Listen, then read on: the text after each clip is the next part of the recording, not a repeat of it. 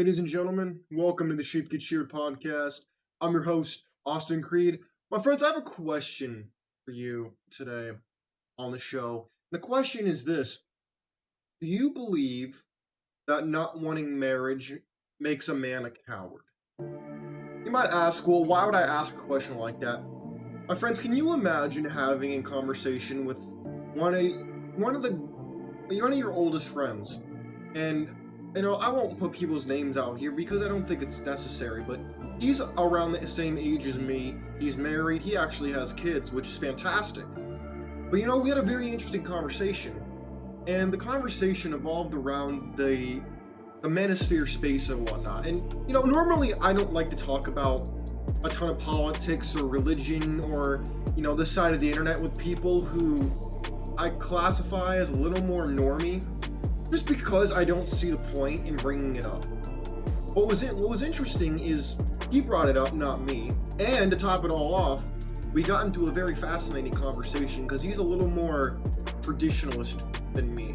I personally think that, gentlemen, we have this philosophy on this little portion of the internet, this space about creating your own personal philosophy. Gentlemen, my friends, can you imagine being called a coward if you don't want to roll the dice on marriage, if you don't want to throw your future to the proverbial wolves to the wind? Because let's be honest, a lot of times women's emotions are like the wind. They change directions. You don't know where they're coming from all the time. It could be sometimes really hard to walk through when it's pushing you right back, but that's what we have to deal with, right? And it was really interesting to hear what he had to say, because normally I have people who are adamantly against it or are adamantly for it, but when we had this conversation, I really want to know what you think about this. Because everyone's life is different, and everybody has different things they want out of this life. But when somebody comes to me and they say that it's cowardly if you don't want to get married, if you don't want to roll the dice with the marriage laws, and the solution revolves around just throwing yourself into church, into religion, and really getting devout with it,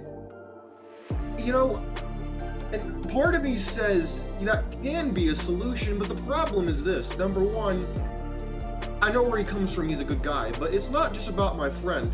It's a broader conversation. When you realize that, yes, you listening to this show, if you identify with any of the content creators on this side of the internet, myself included, if you have the philosophy of kind of going your own way, maybe even you're a monk, or maybe you're just not sure that this dating marketplace is for you and you're a little on the outskirts, you are being attacked from both sides. Some of us who have been in the space for a long time, or we're consumers of this content, we know this. But it's really tough when you're reminded that you're being assaulted from both sides. From the lefties, we know that. The feminists, the rainbow riders, we know that. We know that they don't like us. The mainstream media, the legacy media, they don't like us. We know that. The normies, we know that.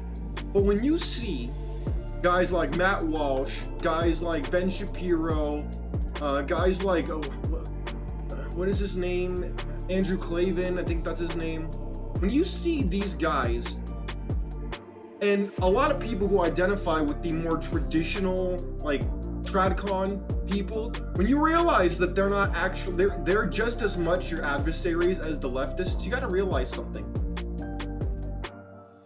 A lot of times the tradcons, and I'm a little more conservative than you might expect, but when you see that these people are very much aligned with the left, with how they approach relationships, with telling you if you're MGTOW, you if you consider yourself red pill or red pill aware or whatever you want to classify yourself, there's multiple different labels. If you believe that you're on this side of the internet, or you believe in this philosophy, whether it's a content creator or you've carved out your own, when you realize that you have mutual enemies on both sides of the political spectrum, you have to ask yourself, wait a minute, are we the true centrists? Are we the true libertarians? Are we the true center? Because when you realize you're being attacked from both sides, you have to ask yourself, wait, I'm being called a coward on one end and being called a deplorable and a toxic man on the other side. You got to realize that when you're being attacked from all sides, you have to ask yourself, does that kind of validate my position? Does that say, wait a minute, if both sides who say they're against each other are both against you, does that make you right?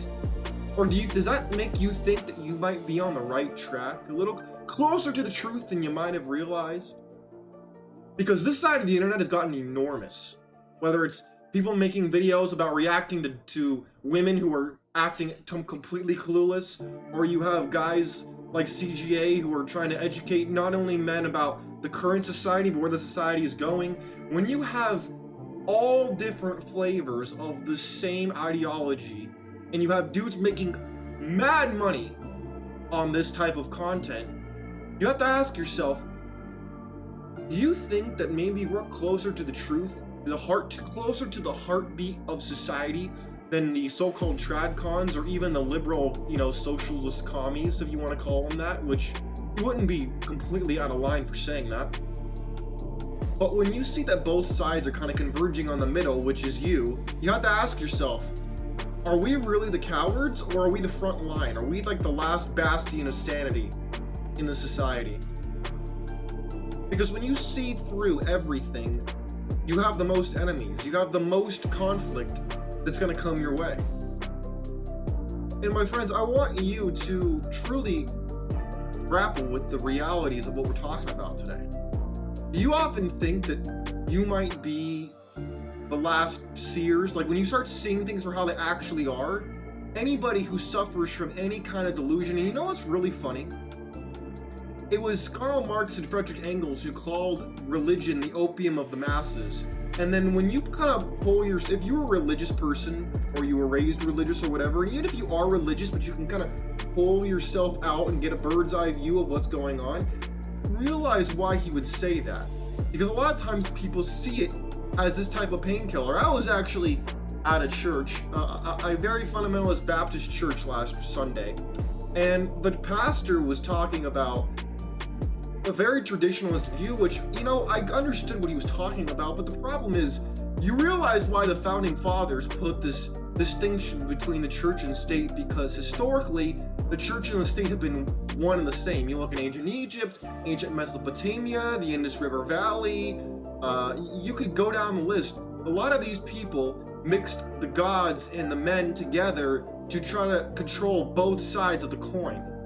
But then when we have in this country, in America, this distinction between church and state, which in some cases is good, and other times I'd argue it's bad. But when you see that a lot of people can't pull the two apart and think for themselves all too clearly, you realize why Karl Marx would say that. Now, again, I do not agree with Karl Marx, and I don't quote him as if I lord him. I don't. I think he was a despicable human being, quite frankly, and has done a lot of damage to the world. But when a broken clock is right twice a day. And on this side, I could see what he's talking about. And so when you realize that both of the religious side and the secular side are both kind of converging on the middle, which is you, if you're listening to this show, you identify with any of the philosophy of a biblical bachelor, if you've read my book. If you haven't, you could pick up the audiobook on Audible, or you can get the hard copy at your local bookstore by just asking for it. They'll order it for you, or you can order it on Amazon. But if you identify with either my biblical bachelor philosophy, or maybe it's someone like Rollo Tomasi, CGA, we got multiple content creators out here in this space, okay? Fresh and Fit Podcast is out there, shout out to those guys. There are multiple guys out here who talk this talk and walk this walk every day. And when you see that both sides are kind of converging on them, you have to ask yourself, wait a minute, if they're converging on us being people who identify with this side of the internet, you have to ask yourself, are we closer to the truth than them? Considering that both sides are converging on the middle, which would be us. What do you think about that? I think it's a very interesting topic to discuss, because you find yourself, can you imagine that both sides are trying to gaslight you into thinking you're the problem? The more someone tries to gaslight you, lie, and trying to call you names, you realize that they're not coming at this from an angle of logic. They're coming at it more, they're not using their ethos or logos to try to convince you. They're using their pathos to appeal to you. And pathos comes from the Greek meaning pathetic. And unless you want to be pathetic, I wouldn't use your emotional or morale side to really distinguish between what is right and what is wrong, in my opinion. But hey, this is your life. You can do what you want. You can call me fair, foul, somewhere in the middle. This is your life we're talking about. And you get to decide what you want. That's the beauty of life. A lot of people don't have the courage, and they're swayed by these people, which is why I think it's important we talk about it. And I'll continue to talk about it in the days, months, and years to come. But I really wanted to present this today because I think that we might be closer to the truth than you might realize. Now, I'm not saying that you're a radical, because if you're not radical if both sides of the spectrum are converging in on you. Let's just think about that for a second. Walking away is not an extreme reaction, but yet, for some reason, walking away has become one of the most toxic things to most people today. If you walk away from relationships, you walk away from the church, which is imploding, you walk away from the politicians, which are paid liars. If you walk away from these people, you walk away from society, they call you the issue, not the fact that if you had a stake in society and had something to actually gain by contributing to it, you would do it.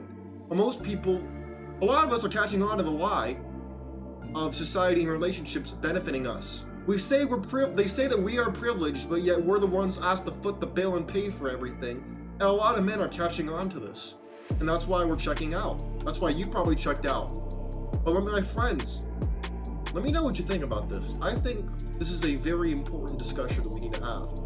And I look forward to having it. If you want to type your story or you want to say your piece, you can do it in the comments. You can do it on my X page, Sheep Get Sheared, whether you want to DM me directly or respond to the thousands of posts I have on there and you want to say your piece, you're welcome to do it. I invite you to do it. I don't care if you agree with me or not, you're more than welcome to say your piece. Well, my friends, in the meantime, I encourage you to really think about this topic and question everything, because at the end of the day, that's the only way to truly think for yourself, is to engage your brain and not just accept or reject things that are told to you. Process it, really analyze it, and see if you want to accept it or not. My friends, until next time, I look forward to hearing from you, and I'll catch y'all next time. I'm out. Peace.